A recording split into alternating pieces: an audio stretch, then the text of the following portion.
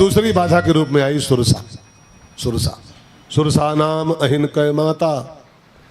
देवताओं ने उसको कहा जाओ हनुमान जी की थोड़ी परीक्षा करो। जाने को माने जानने के लिए क्या, बल बुद्धि विशेखा, हनुमान जी में पर्याप्त बल बुद्धि है कि नहीं है, इस बात की जांच करने के लिए सुरसा को भेजा देवताओं ने।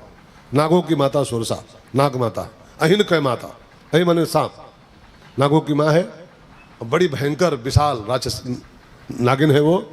उसको भेजा कि जाओ हनुमान जी की बल बुद्धि की जांच करो, पर्याप्त बल बुद्धि है तो इनको आगे बढ़ाया जाए, नहीं तो वापस कर लिया जाए। बल बुद्धि की जांच के बिना भक्ति की प्राप्ति नहीं होती, इसको भी ध्यान देकर सुनेगा। अगर इंसान के पास पर्याप्त बल बुद्धि नहीं है तो भक्ति की खोज में विफल हो जाएगा। कभी आप रामायण को ठीक से पढ़ो, रामायण का उत्तरकांड पढ़िए कभी, उत्तरकांड। उत्तरकांड में लिखा है भक्ति मणि, भक्ति मणि है, सीता भक्ति है, भक्ति एक मणि है। और उस मणि की खोज करने के लिए दो आंखें चाहिए होती। वो मणि होती है पहाड़ों में, चट्टानों के अंदर, और उन पत्थरों में से उस मणि को छांटना अगर है, भक्ति मणि को, तो उसके दो आंखें चाहिए। कौन कौन सी? तो रामायण में गोस्वामी जी कहते हैं, ज्ञान विराग नयन उर्गारी। हे गरुड़ जी, भक्ति मणि को प्राप्त करने की दो आंखें हैं, ज्ञान वैराग्य, ज्ञान वैराग्य।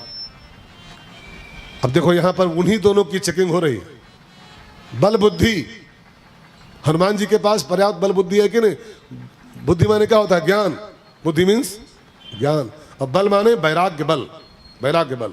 बुद्धि का अर्थ ज्ञान है यहां पर, और बल माने वैराग्य बल। तो इसके पास पर्याप्त ज्ञान वैराग्य है कि नहीं? इसकी दोनों आंखें ठीक है कि नहीं? अगर आंखें ठीक नहीं होंगी तो ये वहां भक्ति खोज नहीं पाएगा। लंका में भक्ति की खोज ज्ञान वैराग्य से होती है। तो इसकी ज्ञान वैराग्य जरा चेक करो कि इसकी ज्ञान वैराग्य की आंखें ठीक है कि नहीं ठीक है। तो जाने को